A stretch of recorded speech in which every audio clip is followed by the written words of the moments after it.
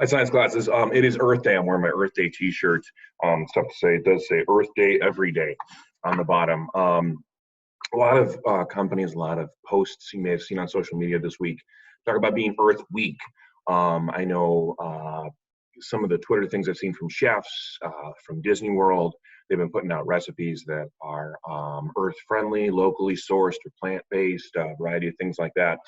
I did want to do a quick before I get to my Earth Day part of the lesson, I want to address some of the concerns that I've read about the concerns and the positives that I've seen in the surveys for this week. First of all, a lot of you are tired of being inside. So I thought for today, let's bring the vlog outside. I am not trying to make fun of anybody. I know it's cold and rainy outside today. And then I have this beach background behind me. I'm sitting inside in the office at my house. I could turn off the background and show you. Let's see. There, see, I'm actually inside. But so to make it nicer, thought we would go ahead and be outside, for a few minutes. To kind of give that to you. I have heard your concerns that some of you feel the work is great. You like being at home. You like being lazy. Some of you are feeling overwhelmed. I'm trying to reply to those emails. I gave some tips yesterday on hopefully some things that you can do. I definitely encourage you to try to take some time to enjoy the different things you need to do in a day. Try to set yourself a schedule, if not a specific, at this time I'm going to do this, at this time I'm going to do this. At least maybe set yourself some timers or set yourself a end of day type of schedule.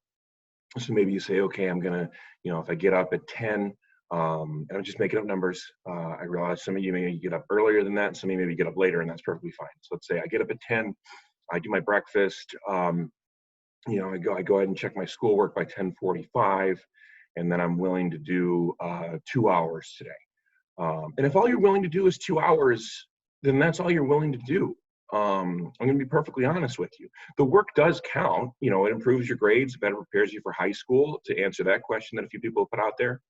But if all that you are able to do or willing to do while you're at home is 2 hours, then do 2 hours.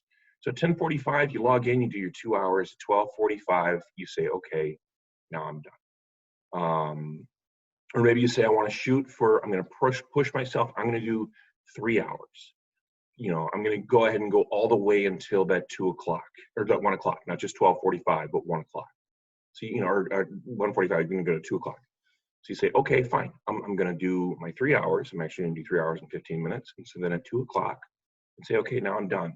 And you can go do some chores. You can take a nap. You can read.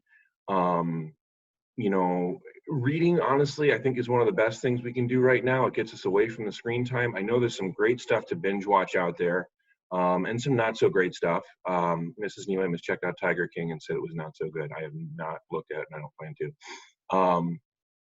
But I think reading's a great option. I really am making an effort to read a little bit every day. I'm not reading as much as I'd like to. I've got some friends that are doing amazing. They're just knocking out books. But read anything. Even if you're reading off of an e-reader, it's different screen look doing that when you have that black or that white or that sepia background that you have like with a book. That's my soapbox for that. I did say that because it's Earth Day, I'm going to share something out with you, and it's an app that also could get you an opportunity to get outside. Right here. Oh, this isn't going to work with the virtual background. All right, we're going to go back inside so that I can share this out with you. I do apologize. All right, no background. Magic of screens, going back inside. So this app here, the Literati, it is not that Literati. It's not the Beyonce, we're all going to die type of thing.